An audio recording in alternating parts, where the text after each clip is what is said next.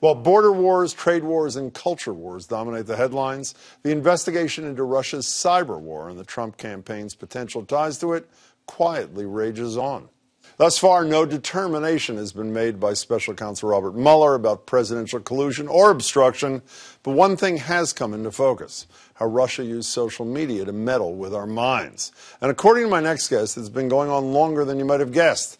Clint Watts, a former FBI special agent and cybersecurity expert, shared those insights with the Senate Intelligence Committee during their investigation of Russian interference in the 2016 election. In his new book, Messing with the Enemy: Surviving in a Social Media World of Hackers, Terrorists, Russians, and Fake News, he chronicles the disturbing cyber efforts used to influence people in this country and how we can protect ourselves from falling prey to it in the future. Clint Watts joins me now. Clint, it's a pleasure to meet you. I remember you at that hearing like it was yesterday. 2 years before the vote, I've heard you talk about a petition at whitehouse.gov that was called Alaska Back to Russia. What's the significance of that petition in the grand scheme of things? Yeah, it was one of the first times where some of the trolling type of counts that we had seen, a couple of colleagues of mine and I had seen, were hitting or sending this link around, and it was gaining about 40,000 signatures just in a few days.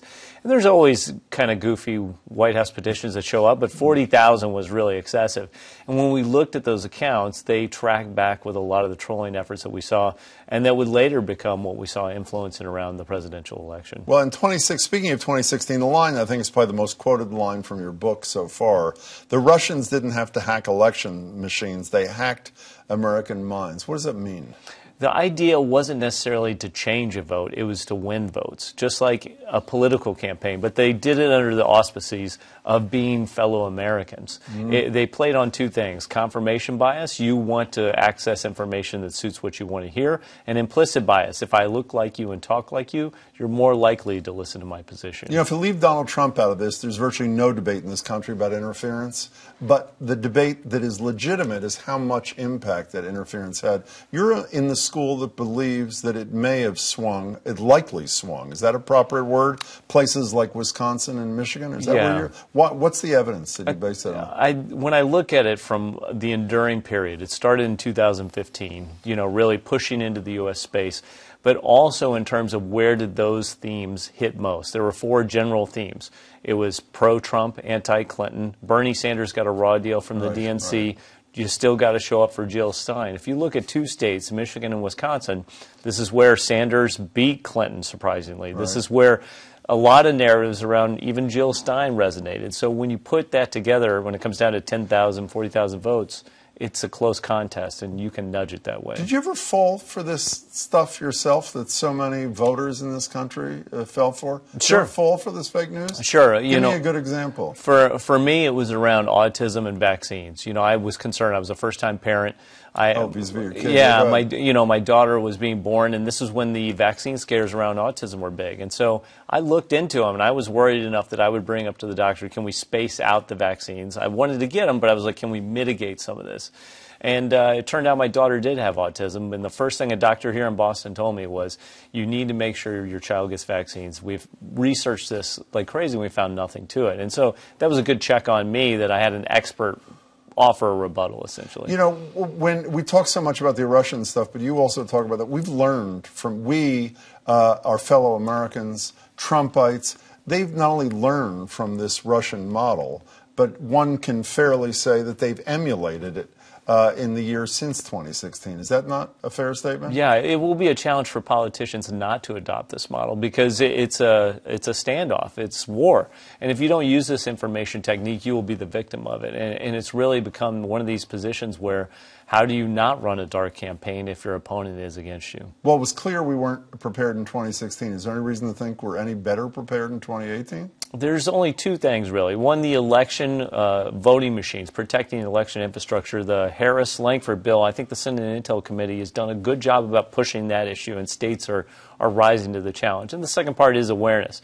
We are more aware. And so I'm very curious in 2018 to see whether people continue to go for this highly partisan, biased news, or do they move back to more traditional edited content? You know, I'm so happy actually to hear you say something good about what's going on in Congress, because the thing that sticks with me every time I think about trying to be hopeful about the future vis-a-vis this is watching much of the Zuckerberg hearings and seeing that members of Congress seem to know even less than I do about how all this stuff works. So many of the questions were uninformed. So many of the things they asked were literally just reading from a sheet with no...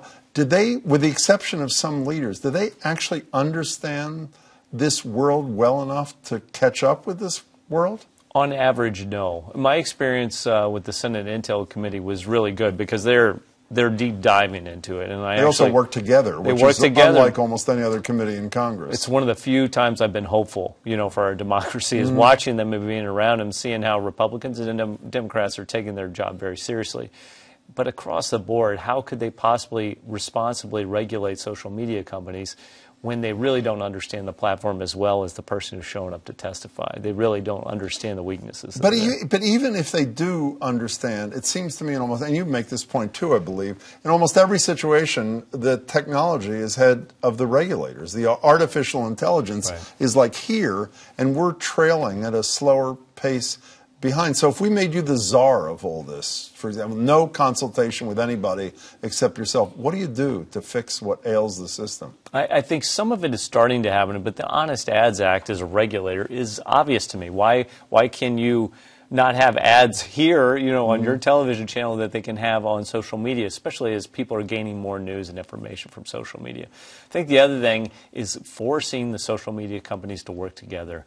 As long as they are apart. In cybersecurity, we did this. Institutions started working together saying, hey, I got hit by a hack, let me help you out.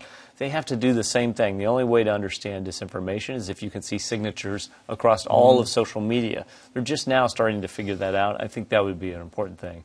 The third thing is really how do we help consumers understand information better? I like information consumer reports, as a social media badge that essentially you get. Ratings that are reporting versus opinion, fact versus fiction. Can we help the consumer understand, like a nutrition label, what they're actually consuming? And the only problem with that, of course, is that people don't even agree on the facts anymore, which a point you make as well. Right. We'll talk more on the radio tomorrow, so if you want to hear more of what Clint has to say, tune in to Boston Public Radio. Clint, thanks so much for your time. Thanks for having me. Appreciate it. Clint Watts. The book, again, is Messing with the Enemy, Surviving in a Social Media World of Hackers, Terrorists, Russians, and Fake News.